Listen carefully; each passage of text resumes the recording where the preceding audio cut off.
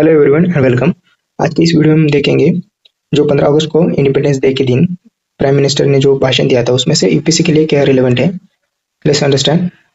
सो prime minister ने एक term use की थी सप्तधारा, शक्ति की Saptadhara, which means the 7 pillars of growth.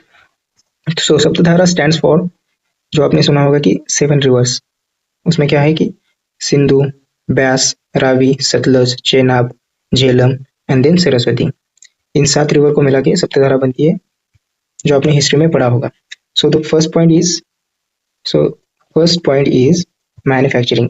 Manufacturing में क्या करना है कि इंडिया को ग्लोबल मैन्युफैक्चरिंग हब बनाना है। उसके साथ साथ वैल्यू एडिशन इंडिया में होनी चाहिए जितनी ज़्यादा हो, क्योंकि इंडियन प्रोडक्ट्स हमें बनाने हैं। एंड कम्पिटिटिव कॉस्ट होनी चाहिए। उसके साथ साथ quality scale to make the Indian products globally competitive, जो अभी मैंने बताया। Okay, the second point is agriculture. अभी agriculture and food processing industries. So agriculture में हमें जो मॉडर्न टेक्नोलॉजी है उसका ज़्यादा से ज़्यादा यूज़ करना है और एग्रीकल्चर को आगे बढ़ाना है और प्रोडक्टिविटी उसकी इंक्रीज करनी है। और उसके साथ साथ food processing. So food processing को हमें वैल्यू एडिशन, जैसे अभी मैंने बताया कि वैल्यू एडिशन ज़्यादा से ज़्यादा इंडिया में होना चाहिए और ग्लोबली जो रिकग्नाइज हो ऐसे ब्रांड हमें बनाने हैं और लेस वेस्टेज होना चाहिए। हमारा एक एम है कि हम क्वालिटी प्रोडक्ट तो बनाएं लेकिन उसमें वेस्टेज ना हो, इसको भी ध्यान रखे जाए। So turning Indian farms and the food products into global brands. Okay, then understand the third point, technology and innovation. अब इसमें बहुत सारा स्कोप है, जैसे कि अभी आपको पता है एआई है, क्वांटम कंप्यूटिंग है, देन सेमीकंडक्टर्स है। उसके साथ साथ स्पेस में भी अभी बहुत स्कोप है और इंडिया अभी आगे बढ़ रहा है अच्छे लेवल पे। और 6G नेटवर्क और इंटरनेट ऑफ थिंग्स आपने सुना होगा। इन सभी को हमें इंडिया में लाकर, मतलब इंडिया में यूज करना है और इंडिया को 2047 तक सेल्फ रिलायंट बनाना। Okay, then the point is technology and innovation, accelerating digital and communication technology. जो डिजिटल एंड कम्युनिकेशन टेक्नोलॉजी उसको एक्सेलरेट करना है और अच्छी तरीके से ग्रो करना है। Then point fourth, that is Gati Shakti, जो इंडियन गवर्नमेंट का प्रोजेक्ट है, आपने सुना होगा। उसमें एक मल्टी मॉडल कनेक्टिविटी लानी है, जैसे कि उसमें बहुत सारी, कोई प्रोजेक्ट है उसमें बहुत सारी मिनिस्ट्री होती है, सो उनको कोऑर्डिनेट करना चाहिए ताकि वो प्रोजेक्ट ज़्यादा से ज़्यादा अच्छे तरीके से और कम समय में कंप्लीट हो, उसमें कुछ दिक्कत ना आए। सो दैट कि उनको कोऑर्डिनेट करने के लिए एक मल्टी मॉडल कनेक्टिविटी इंफ्रास्ट्रक्चर भी बनाना है उसके लिए।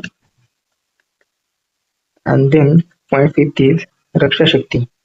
रक्षा शक्ति विच मीन्स जो हमारा डिफेंस है, डिफेंस टेक्नोलॉजी, मॉडर्न टेक्नोलॉजी हमें यूज करना है डिफेंस में, नेक्स्ट जनरेशन जो बोलते हैं, और including drones and the supersonic system जो नेक्स्ट जनरेशन में आती है। हमें ड्रोन्स का ज़्यादा से ज़्यादा यूज करना है डिफेंस में।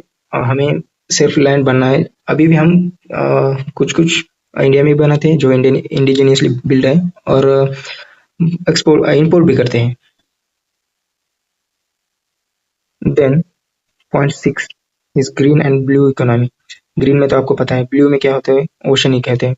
जो उसमें क्या है कि मैरीटाइम जो हमारा इंक्रीज करना है, मैरीटाइम पोटेंशियल इंक्रीज करना है, और सर्कुलर इकोनॉमी है उसको ज़्यादा से ज़्यादा उस पर फोकस करना है, जैसे कि रीयूज हो गया, रिप्रोड्यूस हो गया और रिसाइकल हो गया, उसे सर्कुलर इकोनॉमी बोलते हैं। So the renewable energy along with the ocean and the maritime based economic growth. Then point number 7 is soft power. Soft power में अब इतने सारे चीज आते हैं, जैसे कि कल्चरल स्ट्रेंथ हो गए, जैसे योगा, आयुर्वेदा, होलिस्टिक हेल्थ, जो कि हेल्थ के बारे में होलिस्टिक ग्रोथ होनी चाहिए, क्रिएटिव इंडस्ट्रीज एंड टूरिज्म, ये सब सॉफ्ट पावर में आता है। इससे क्या होता है कि इंडिया की डिप्लोमेटिक जो रिलेशन है, डिप्लोमेटिक रिलेशन अच्छे होते हैं। सो उसके साथ साथ उन्होंने कुछ मेंशन किया था जो कि इंडिया की ग्रोथ अभी तक हुई है। मतलब उन्होंने बोला था कि इंडिया की ग्रोथ अभी, मतलब पहले क्या था कि fragile, India has move from being one of the fragile 5 economies to be the major global economy over the last 12 years. Last 12 year में हमारी फ्रेजाइल से ग्लोबल इकोनॉमी बनी है। और जो ग्रोथ हुई है लास्ट 12 ईयर में, डिफेंस 4 गुना बढ़ा है, खादी और विलेज इंडस्ट्रीज 5 गुना बढ़ी है, electronics manufacturing up to nearly 7x हो गई है, और उसके साथ साथ रेलवे कोच प्रोडक्शन 21 गुना बढ़ी है, और मोबाइल फोन प्रोडक्शन 33 गुना बढ़ा है, मतलब इंक्रीज हुआ है। आप देख ही सकते हो कितने लोग मोबाइल फोन यूज कर रहे हैं, हर एक के हाथ में एक दो तो मोबाइल होती है। और जो हमारे अल्फा है, जेन अल्फा, वो तो बहुत स्मार्ट टेक्नोलॉजी यूज करने में। ओके, देन उन्होंने एक टर्म यूज किया था दिमागी नक्सल्स, जिसके बारे में अभी सोशल मीडिया पे थोड़ा बहुत डिबेट भी चालू है। और वो जो टर्म यूज किया था, वो उन्होंने यूज किया था intellectual Naxals with minus mindset embedded with in institutes. जो इंटेलेक्चुअल्स है, जो पढ़े लिखे लोग हैं, वो नक्सलिज्म को मतलब नक्सलिज्म में घुसे हैं। ऐसे कुछ इंस्टीट्यूट है जिसमें वो खुद का मतलब इन्फ्लुएंस बना रहे हैं, और जो इन्फ्लुएंस के थ्रू प्रोटेस्ट हो गया, मतलब जो अभी प्रोटेस्ट हुआ इसके बारे में ही उन्होंने इस टर्म को जोड़ा है, जो कि एजुकेटेड लोग हैं जो उकसा रहे हैं लोगों को, या फिर जेन जी को, सो दैट कि गवर्नमेंट को क्वेश्चन किया जाए।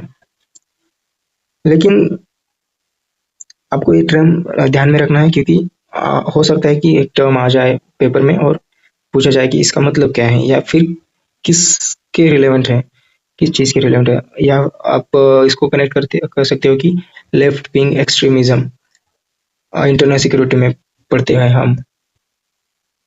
Then the last is government, उन्होंने गवर्नमेंट रिफॉर्म्स को रिफॉर्म एक्सप्रेस से कंपेयर करके बोला है कि हम अच्छे नेक्स्ट लेवल पे रिफॉर्म्स लाएंगे और इंडिया को विकसित भारत बनाएंगे बाय 2047 तक, और build on the strength of शक्ति की सप्तधारा, जो नारा है लगाया उन्होंने।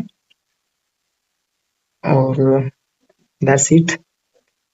आपको इसको ध्यान रखते हुए मेंस में आप इसको कोट कर सकते हो, कोट कर मतलब लिख सकते हो, और उसके साथ साथ जो टर्म्स है सप्तधारा और दिमागी नक्सल, हो सकता है कि प्रीलिम्स में पूछा जाए।